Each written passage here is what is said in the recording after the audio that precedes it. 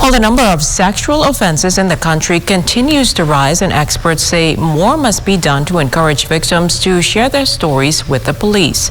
Failing to open up about the issue causes a lot of social, physical, and mental issues in the victims. As we continue featuring the works of the Royal Bahamas Police Force during their month of activities, we take you behind the scenes of the Sexual Offenses Unit. LaDon Davis reports. Incest, rape, and sexual harassment are all offenses under the Sexual Offences Act. Here in the Bahamas, these cases are on the rise among women and children. The Morning Edition went behind the scenes in both the children and sex offences areas at the Central Detective Unit, monitoring officers as they compile clues to successfully prosecute sex offenders. Inspector Altada Bowles is responsible for the Sexual Offences Unit. She shared with us some of the trends seen over the years. Well, what we have observed is that when we have runaways or missing persons, and these are the teenagers, we have a direct correlation between runaways and unlawful sexual intercourse. So, missing person is not an offense, it's a report. What occurs after you've run away or during the time you were missing, is the offense if it's actually something that is against the law. So, most of the time we find that when we have our individuals that we have reported missing and we interview them after they've been recovered, we found that they have engaged in sexual intercourse.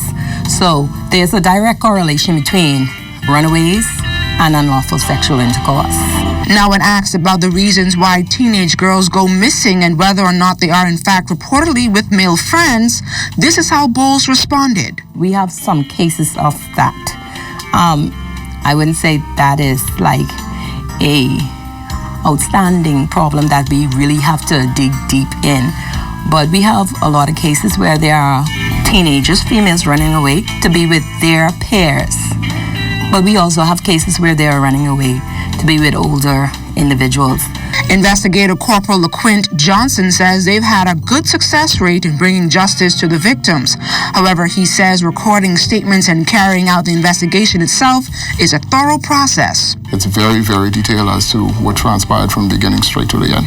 It's not easy ensuring that children who are victims feel comfortable, but Inspector Johnson says a special psychologist is attached to the unit to make sure it happens. We have a psychologist or a professional, her name is Dr. Carter, and she assists us greatly with these matters pertaining to juveniles in particular. And even in cases where we have adults, some of those adults also speak with Dr. Carter, who is able to assist with these persons. LaDon Davis, ZNS Network News.